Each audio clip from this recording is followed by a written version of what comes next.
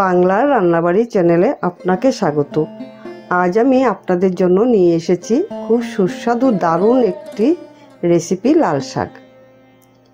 এই লাল শাক দিয়ে এক থালা ভাত কিন্তু নিমিষেই শেষ হয়ে যাবে।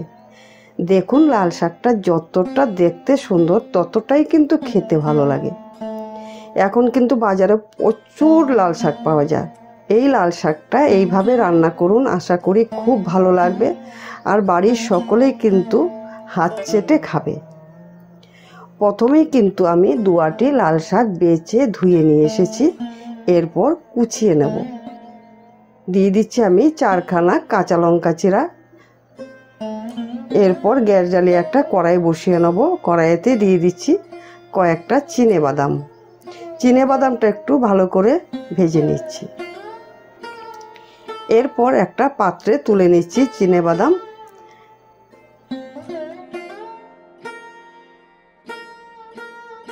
এরপর দিয়ে দিচ্ছি আমি পরিমাণ মতো সরষের তেল। সরষের তেলটা গরম হওয়ার পর দিয়ে দিচ্ছি আমি 2টো শুকনো লঙ্কা। ফোড়নটা ভালোভাবে দিলে শাকটা কিন্তু অনেক টেস্টি হয়।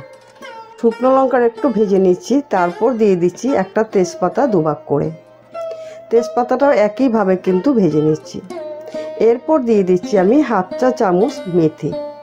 মেথিটা ভালো করে ভেজে ভেজে একদম কালো করে নিতে হবে, তাতে কিন্তু ফোড়নটা খুব ভালো হবে আর শাক খেতে ভালো লাগবে। দিয়ে দিচ্ছি আমি 1/2 চা চামচ রসুন কুচি আর দেব আমি 1/2 চা চামচ আদা কুচি।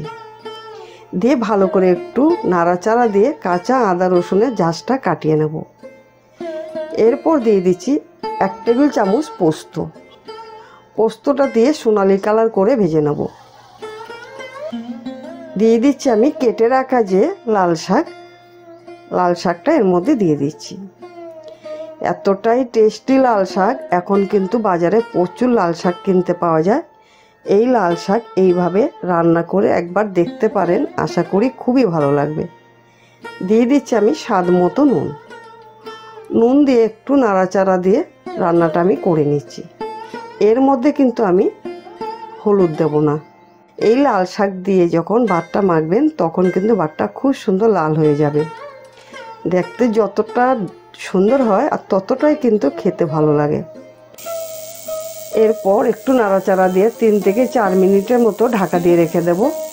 শাক থেকে যে জলটা উঠবে সেই জলেই কিন্তু আমি রান্নাটা করে নেব, নতুন করে কোনো জল দেব না। 2 থেকে 3 মিনিট ঢাকা দিয়ে রেখে দিয়েছিলাম। এই শাক এতটাই টেস্টি, না খেলে বোঝা যাবে না। যারা যারা নতুন রান্না শিখছেন তারা অবশ্যই এভাবে রান্নাটা করে খাবেন, আশা করি খুবই ভালো লাগবে। নাড়াচাড়া দিয়ে জলটা আমি শুকিয়ে নিয়েছি। দিয়ে দিচ্ছি আমি 1 চা চামচ গাওয়া ঘি আর ভেজে রাখা যে বাদামটা পরিষ্কার করে এর মধ্যে দিয়ে দিচ্ছি একটু ভেঙে। রান্না কিন্তু আমার একদম তৈরি। রান্নাটা কেমন লাগলো অবশ্যই জানাবেন। আপনাদের কমেন্টের আশায় আমি থাকি। আর রান্নাটা যদি ভালো লাগে অবশ্যই আমার চ্যানেলটিকে সাবস্ক্রাইব, লাইক, শেয়ার করতে ভুলবেন না। আপনাদের একটি সামান্য সাবস্ক্রাইব আমার কাছে অনেকটাই দামি।